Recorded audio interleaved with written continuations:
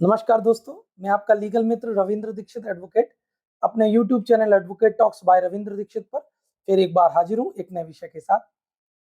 दोस्तों, हाल ही में supreme court ने एक criminal appeal number 2842/2024 Mohammad Abdul Samad versus state of Telangana के मामले में 10 जुलाई 2024 को एक महत्वपूर्ण फैसला पारित किया, जिसके माध्यम से मुस्लिम महिलाओं को उनके सामाजिक संरक्षण करते हुए उनके सामाजिक उत्थान के लिए सोशल जस्टिस के प्रिंसिपल को ध्यान में रखकर मुस्लिम महिलाओं को भी धारा 125 सीआरपीसी के तहत मेंटेनेंस प्राप्त करने का अधिकार है, ऐसा एक लैंडमार्क जजमेंट पारित किया। जो सेक्शन 125 सीआरपीसी है उसकी एक नए सिरे से इंटरप्रिटेशन करते हुए सुप्रीम कोर्ट ने विस्तृत रूप से यह आदेश पारित किया कि मुस्लिम महिलाओं को भी धारा 125 सीआरपीसी के तहत मेंटेनेंस अपने पति से प्राप्त करने का अधिकार है।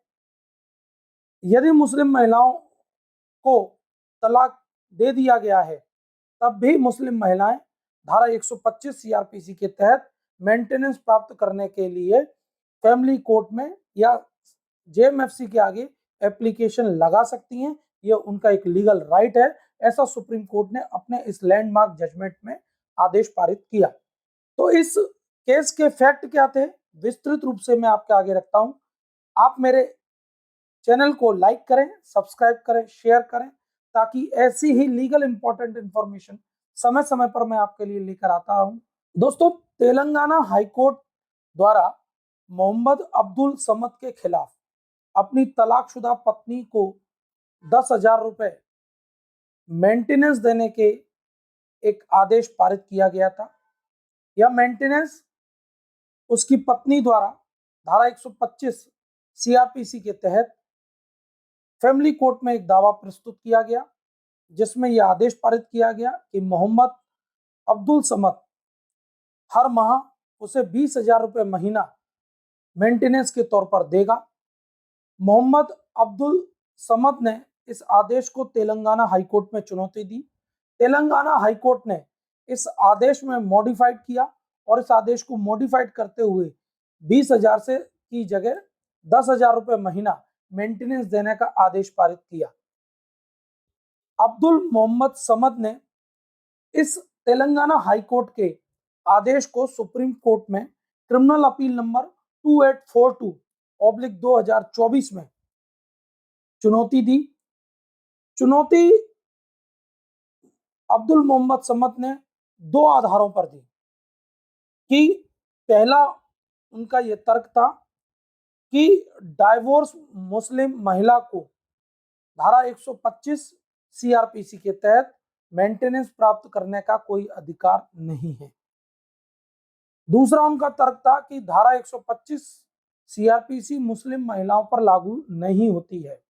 तीसरा उनका तर्क था कि मुस्लिम महिलाओं को जो कि डाइवोर्स ले चुकी हैं उनको Muslim women protection of rights of divorce act 1986 के तहत मेंटेनेंस प्राप्त करने का अधिकार है।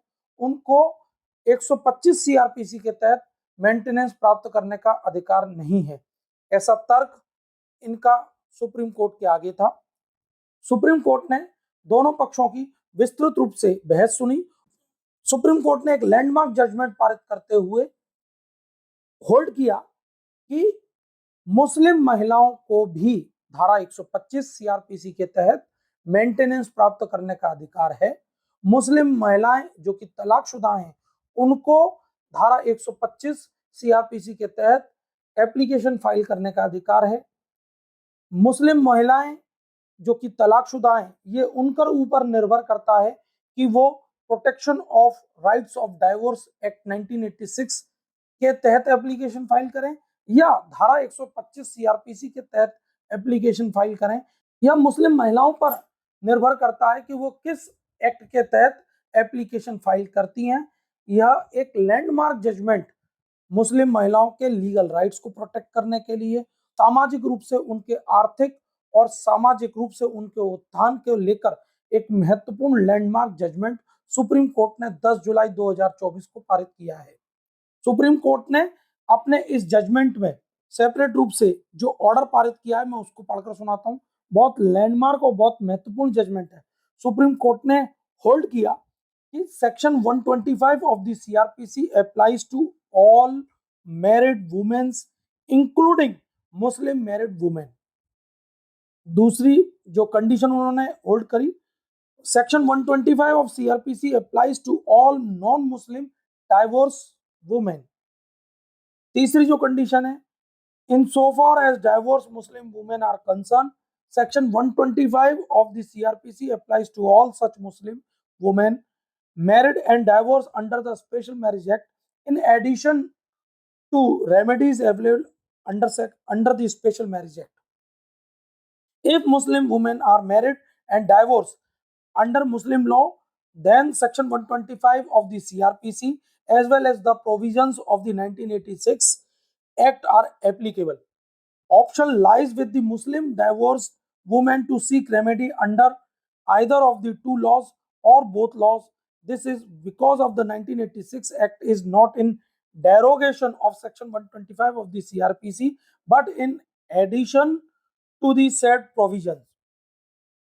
If section 125 of the CRPC is also resorted by a divorced Muslim woman as per the definition under section 1986 Act, then any order passed under the provisions of 1986 Act shall be taken into consideration under section 127 3 subclause B of the CRPC. The 1986 Act could be resorted by a divorced Muslim woman as defined under the said Act by filing an application thereunder, which could be disposed of in accordance with the said enactment. तो supreme court ने अपने इस landmark judgement के माध्यम से बताया है कि डाइवोर्स्ड मुस्लिम महिला पर यह निर्भर करता है कि वह 1986 के स्पेशल एक्ट के तहत एप्लीकेशन फाइल करे या सेक्शन 125 सीआरपीसी के एक्ट के तहत एप्लीकेशन फाइल करे मेंटेनेंस प्राप्त करने के लिए, या दोनों प्रावधानों के तहत दोनों कानूनों के अंतर्गत भी डाइवोर्स मुस्लिम महिला सुप्रीम कोर्ट के इस निर्णय के बाद अब एप्लीकेशन फाइल करके अपना गुजारा भत्ता तलाकशुदा पति से प्राप्त करने की अधिकार रखती है। तो ये एक बहुत महत्वपूर्ण लैंडमार्क जजमेंट है दोस्तों। मुस्लिम महिलाओं के सामाजिक उत्थान के लिए एक क्रांतिकारी कदम हम बोल सकते हैं, जो कि सुप्रीम कोर्ट के द्वारा इस 10 जुलाई 2024 में आदेश पारित किया गया है। उसके बाद महिलाओं को विस्तृत रूप से उनके कानूनी अधिकार को प्रदान करने वाला यह लैंडमार्क जजमेंट है। दोस्तों, आपको मेरा यह वीडियो कैसा लगा, इसे लाइक करें, मेरे चैनल को सब्सक्राइब करें, शेयर करें, ताकि ऐसी ही लीगल इंपॉर्टेंट इंफॉर्मेशन समय समय पर मैं आपके लिए लेकर आता रहूं। धन्यवाद दोस्तों। जय हिंद, जय भारत, नमस्कार।